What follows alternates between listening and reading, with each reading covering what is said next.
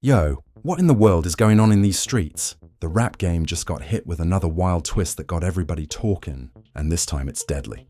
Word on the streets is that Chicago rapper Lil Zay Osama just got robbed for not one, but two high-end watches in what started as a flex gone wrong and spiraled into a deadly shootout that left 5 people dead. Yeah, 5 bodies. And what's even crazier, sources say some of them were his own people. Now, how did a late-night dice game turn into a war zone? Who set him up? And why are fans dragging his name on Twitter talking about he brought this on himself? Allegedly, it all went down in ATL during a private after-party where Zay was trying to stunt hard, iced out, deep in designer, and surrounded by folks he thought were loyal. But as the bottles flowed, so did the betrayal. A heated argument over money, a missed deal, and the wrong people in the room led to chaos. Gunshots, screams, bodies on the floor. This ain't just another rap beef. This is betrayal, death, and desperation wrapped up in street loyalty gone sideways. Stay tuned, because this story runs deeper than you think. It all started on a Thursday night that was supposed to be just another flashy celebration. Lil Zay Osama had just closed a new distribution deal, and word on the street was that he was feeling himself heavy. After months of staying low, Zay had finally popped back out in Atlanta with his wrist dancing, 2 app watches on, stacked with VVs, looking like he just walked out of a jewelry commercial. Folks at the club were saying he pulled up with 4 cars deep, Bentleys, Urus trucks, and 1 bulletproof Suburban. Security on point, whole crew dripped out, and everybody assumed Zay was untouchable. But behind those tinted windows and social media posts, tension was already brewing. They say the first sign of a setup always comes with fake smiles, and Zay's circle that night, full of them. Inside the VIP section of a private club in Buckhead, Zay was surrounded by his day ones, or at least, that's what he thought. His cousin Twan, longtime friend Lil D, and his new artist Keem were all there. Shots were being poured, money was flying, and the room was full of laughter. But underneath the noise, there were quiet whispers and shady eyes. Zay had been beefing with Keem for weeks. Some say it started over money, others say it was over a verse Zay promised but never delivered. Whatever it was, Keem wasn't happy being in Zay's shadow no more. And that night, he was moving funny, texting constantly, stepping out the section, then coming back acting like nothing happened. Meanwhile, Zay didn't notice any of it. He was too busy popping bottles and showing off the new app he copped just 2 days prior. Solid rose gold, fully iced, rumored to be worth over 110K. He even posted it on his story with the caption, "They can't touch me, ever." But by 3:12 a.m., that story would be deleted, and 3 people who were in that room? Gone forever. Sources at the club say it all flipped the moment Zay stepped outside to take a private call. According to a bartender who spoke under anonymity, 2 masked men came through the back exit of the club with silencers. No words, no warning. They went straight for the section where Zay's watches had been left on the table while he was outside. Keem, Twan, and Lil D were all in the booth. But instead of protecting the watches, they froze. Some say they didn't freeze. Some say they let it happen. Ain't no way you sitting in a booth with $500,000 in jewelry and let 2 dudes walk in and take it unless you part of it, one witness said. They ain't even flinch, just let them walk out. When Zay came back inside, it was too late. The watches were gone. The gunman had vanished into the night, and everybody in the section had that guilty look in their eyes. That's when emotions exploded. Zay lost it.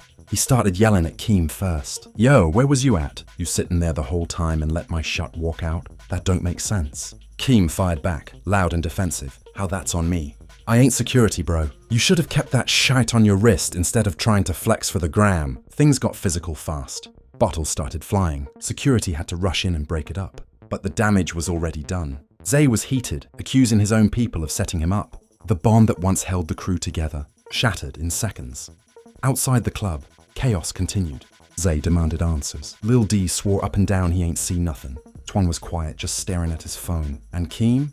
Keem walked off into the street, talking to someone on the phone like none of it mattered. What nobody knew was that Keem's phone had already pinged twice from a burner registered in Clayton County, same area where the suspect's getaway car was later found, burned out in a vacant lot. By the next morning, the news was all over the blogs. Lil Zay Osama robbed an Atlanta club for over 200K in jewelry. Say Cheese picked it up. On-site posted it. Fans were going crazy in the comments. Some laughed, saying Zay should have known better. Others were worried, saying this could be the start of something bigger. But no one expected what happened next. Just 14 hours after the robbery, 3 people were found shot to death in an abandoned warehouse just 6 miles from where the club was located. Their names weren't released immediately, but sources close to the investigation said 2 of the victims matched the description of the masked robbers. And the third, he was a known affiliate of Keem's older brother. When Zay got the call, he was in a hotel room downtown, trying to lay low and figure out his next move. The room was dark. Only light came from the TV playing news coverage of the shooting. His phone buzzed once, then again, and again. He picked up, only to hear Twan on the other end, sounding panicked. "Bro, they dead. They found them. All 3. Zay didn't speak. Didn't breathe for a second. Just sat there, taking it in. "You think it was retaliation?" Twan asked. Zay finally responded, voice cold. "I ain't do nothing, but if someone else did, I ain't stopping them either." Meanwhile, the streets were on fire with speculation. Was this Zay sending a message? Did he find out who really set him up? Was Keem behind the whole thing? Fans started picking sides, and the internet exploded with conspiracy theories. Some said Keem never left the club that night. He just looped around the back, changed clothes, and pulled off the heist himself. Others said it was Lil D who gave the drop in exchange for a cut.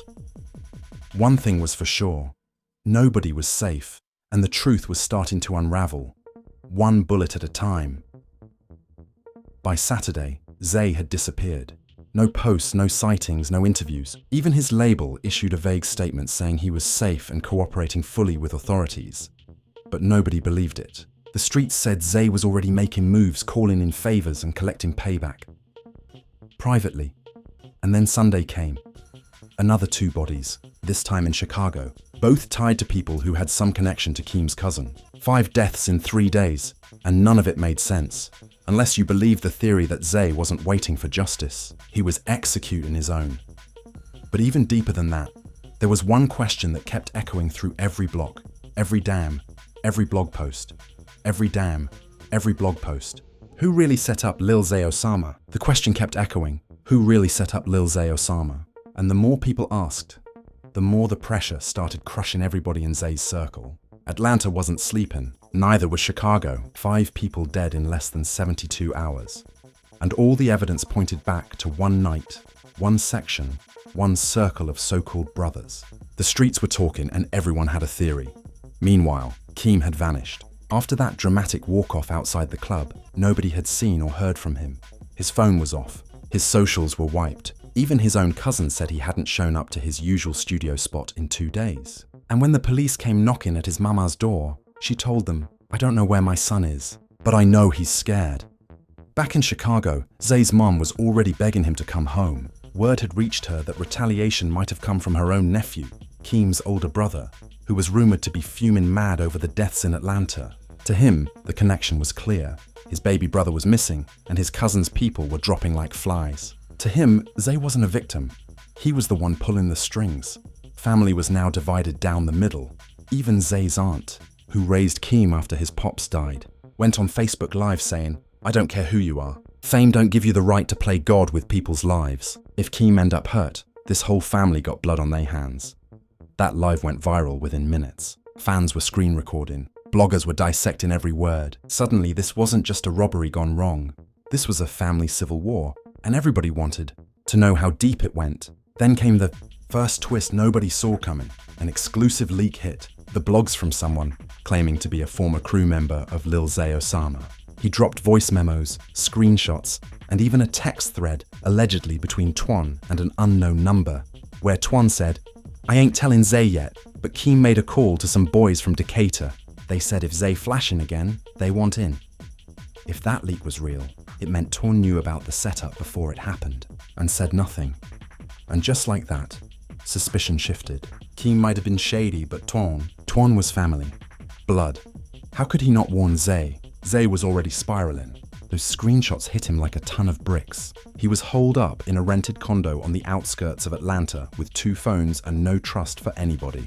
The room was dark, lit only by the flicker of the TV and the occasional text message. His manager was calling. His lawyer was calling. His mom was calling.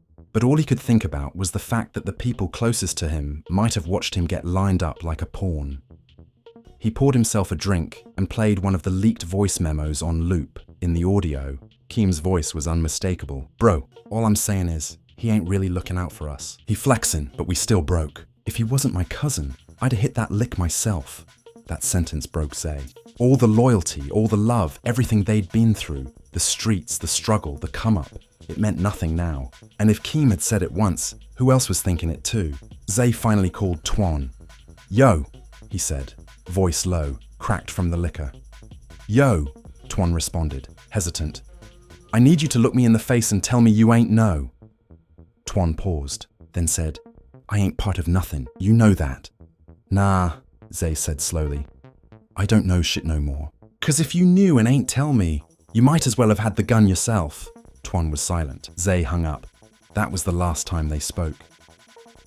By Monday, the police had named one of the dead robbers found in the warehouse, a man by the name of Raven Skull Dawson, who had multiple ties to a local Atlanta set that had been previously hired for muscle work in club security and street enforcement. And guess who had recently been seen with Skull just 2 weeks before the robbery? Keem photos surfaced of them at a hooker lounge, chilling like they'd been cool for years. Keem even had a caption on one of his deleted posts that said, "Only real ones in my circle." That photo changed everything. Now, the narrative wasn't just that Zay got robbed. It was that Keem had orchestrated it with known hitters, and someone inside Zay's own camp had tipped him off about the perfect time to strike. The blogs had a field day. One influencer even said, "This ain't no regular stick-up. This was an inside job with street consequences, and now people pay him with their lives." But what really pushed things to the edge was what happened next. Keem popped up, alive, on Tuesday afternoon. He dropped a video on his private Instagram story that someone screen recorded and sent to academics. In the clip, he's standing in what looks like an abandoned house with a duffel bag on the floor and a pistol in his hand. His face was serious. "No jokes, no filters, I ain't no snitch. I ain't no killer. But if y'all think I'm finna let people say I set up my own cousin over some damn watches, nah, we gon' clear this up real soon. Y'all gon' see who really foul." And just like that, Keem was back in the picture, but not as a suspect, more like a time bomb. Zay saw the video too, and his reaction, he didn't say a word, didn't post, didn't call nobody. He just booked a flight to Chicago. That same night, cameras caught him boarding a private jet with two of his most trusted childhood friends, neither of whom had been in Atlanta the night of the robbery. Both of them were known in the city. Both of them had records, and both of them weren't the type to talk. They were the type to act. What Zay was flying back for, nobody knew. But if history tells us anything, it's that Chicago don't let beef stay cold for long. And as the bodies piled up, fans were starting to turn, no longer just asking who did it, but when the next one was going to fall. Because if Keem was telling the truth, and he really didn't do it, that means someone else did, and that someone still walking free. When Lil Zay Osama stepped off that private jet at Midway, the wind hit different. It wasn't just the cold breeze of a late summer night in Chicago. It was the weight of coming home to unfinished business, the city where he made his name, where his pain lived, and where loyalty was supposed to mean something. But now, every corner held a memory, and every memory came with questions. Waiting for him on the tarmac were two of his most trusted day ones, Mello and Stax. Neither of them had been involved in the Atlanta madness, but both had been down with Zay since the days of public housing, food stamps, and stolen studio time. If Zay trusted anyone left in this world, it was them. They hopped in a blacked-out Tahoe. No music, no small talk. Zay just stared out the window while Mello drove through the south side. "You sure about this?" Mello finally asked, glancing through the rear view. Zay didn't answer right away. Then he said flat and cold, "Somebody go and tell the truth, or somebody not go and talk again." The plan wasn't clear to anyone but Zay. He had spent the last few days piecing things together. Who was where, who called who, and who had reasons to flip. The Keem setup was too clean, too quick. It wasn't just a robbery, it was strategic. Someone had given exact timing, exact positioning, and that level of precision didn't come from enemies. It came from insiders. Zay had two goals: clear his name and make someone pay. First stop was a corner store on 71st where one of Keem's old homies, a dude named Dre, worked part-time since getting out of county. Dre had a rep for being connected but quiet, a street dude who always played both sides to stay safe. Zay pulled up unannounced, walked straight in, hoodie up, face low. Dre froze behind the register. "Yo, Zay?" he said, eyes widening. Zay didn't smile, just walked up slowly, resting both hands on the counter. "What you hear, Dre?" Dre stuttered. "About what?" "Atlanta, Keem, my watches, the setup, the bodies, all of it." "What you hear?" Dre swallowed hard, looked around. The store was empty, except for a homeless dude sleeping by the fridge. He leaned in. "I heard Keem ain't planned that alone. Somebody from your side gave the green light. Name ain't out there, but they say it was one of your own artists." That hit Zay like a bullet. He had only signed 2 artists under his imprint, Keem and another quiet lyrical kid from Memphis named Tay G. Tay had only been around a few months, but Zay had been funding his grind heavy. Studio time, videos, outfits, even helped pay off a case he caught in Tennessee. And now his name was being floated in the setup? Zay clenched his jaw. "You sure, Dre?" Dre nodded slowly. "That's the name they sayin'." Keem was moving close with him. Might have been Tay who gave the location of your booth at the club. Zay left without another word. The Tahoe burned through the streets toward Tay's last known location, an Airbnb on the west side. On the way, Stax pulled out a text thread he'd gotten from someone anonymous earlier that day. It was screenshots of a conversation between Tay and someone with a burner number. In it, Tay was talking about finally eating off this next move, and the boss won't see it coming. The boss. It had to be Zay. He stared at the phone, heart pounding, stomach turning. He wanted to deny it, wanted to believe Tay was just caught in someone else's game. But it all lined up. Tay wasn't in Atlanta the night of the robbery, but he didn't need to be. If he had given the location, the timing, the crew movements, that was all they needed. And if Tay was working with Keem behind his back, then this wasn't about money. This was a takeover. They pulled up to the Airbnb around midnight. Lights off. No cars out front. Zay knocked on the door. Once, then twice, then kicked it in without waiting. Inside, Tay was sitting on the couch, headphones on, laptop open, vibing like nothing was wrong. He looked up, startled. "You what the Zay?" Zay didn't speak, just walked up slow, pulled the phone out, and tossed it in Tay's lap. "That you?" Tay glanced down. His face went pale. "Nah, man, that ain't what it looked like." Zay cut him off. "Don't lie to me." Tay stood up, hands raised. "Look, I ain't set you up." "Yeah, I talked to Keem. He said you was moving funny. Said you was gonna drop him from the label." "I was just trying to survive, man." He made it sound like it was him or me. Zay's voice cracked. "You could have talked to me." Tay shook his head. "You was already choosing sides. I saw who you was feeding." Keem knew he was done. He wanted out. Mello stepped forward, but Zay held him back. "So you gave him my location. Let him run in and take what I built. For what? A cut?" Tay looked down, ashamed, defeated.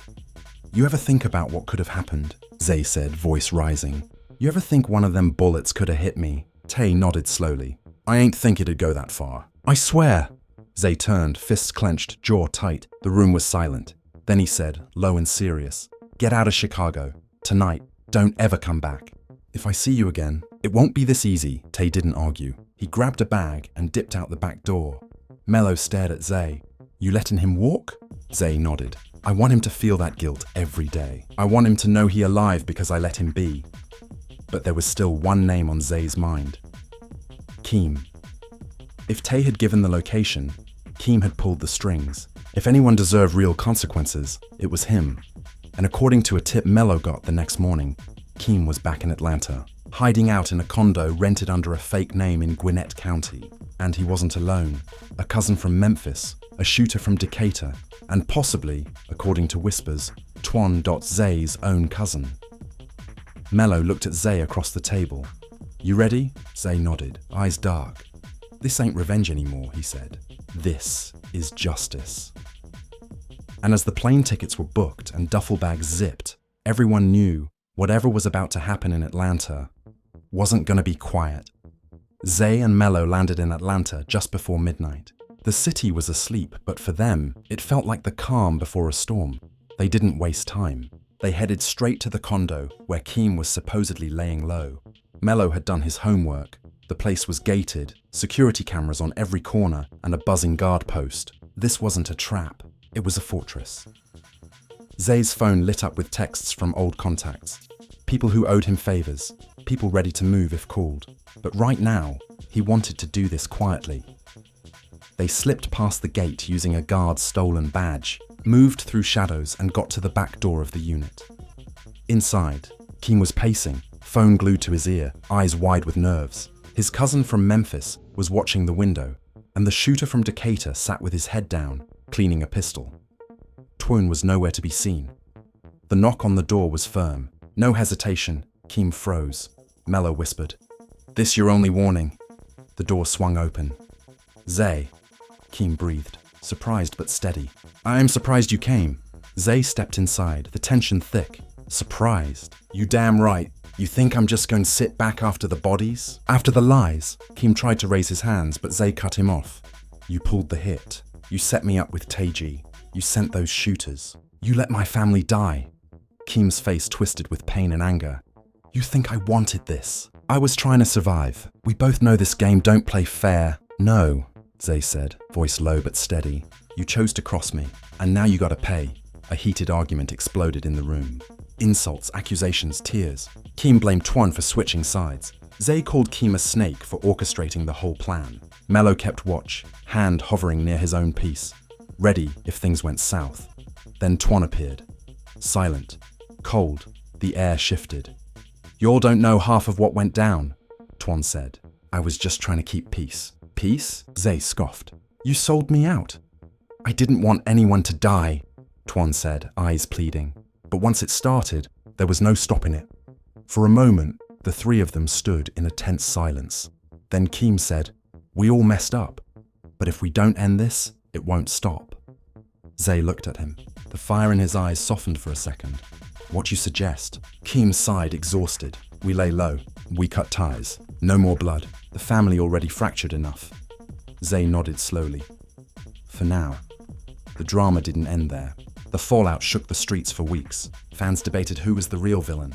Bloggers published exclusive leaks about the family drama and backroom deals. Keem and Twon both went off the grid, rumored to be in witness protection or worse. Zay, he dropped new music, a raw, emotional tape that told his side of the story. Tracks about betrayal, loss, loyalty, and revenge. Fans said it was his best work yet, feeling every word like it was a confession and a warning. But the question that haunted everyone, would the cycle ever end? Would the cycle ever end? Would more lives be lost over 2 watches? And who really pulled the trigger on the lives lost? For now, that mystery remains. So there you have it. What started as a simple robbery over 2 watches turned into a deadly web of betrayal, family drama, and tragedy that left 5 people dead and tore apart one of Chicago and Atlanta's most talked about crews. Lil Zay Osama found himself caught between loyalty and survival, trust and deception, with his own family caught in the crossfire. Fans are still shocked by the twists. From Keem's disappearance, a mysterious return to the leaked texts implicating Taiji, and the explosive confrontation that exposed the fractures beneath the surface. Emotions ran high throughout this whole saga, with the streets and socials buzzing non-stop. The family was left divided, with no clear winner and plenty of questions left unanswered. Who really orchestrated the hit? Will Lil Zay Osama ever be able to fully trust those around him again? And most importantly, is this chapter truly closed? Or is the drama just heating up? Now I want to hear from you. What do you think? Was Keem really the mastermind or just a pawn in a bigger game? Did Taiji deserve that harsh warning, or was he a victim too? And what about Twon? Did he betray his own blood, or was he trying to keep the peace? Drop your thoughts in the comments below, because this story isn't over until the fans say so. Don't forget to hit that like button if you're here for all the real talk and exclusive drama. Smash that subscribe so you don't miss the next wild update, and turn on those notifications, because trust me, there's more to come in this saga that's got everybody talking. Stay tuned, stay sharp, and as always, keep it 100 with us.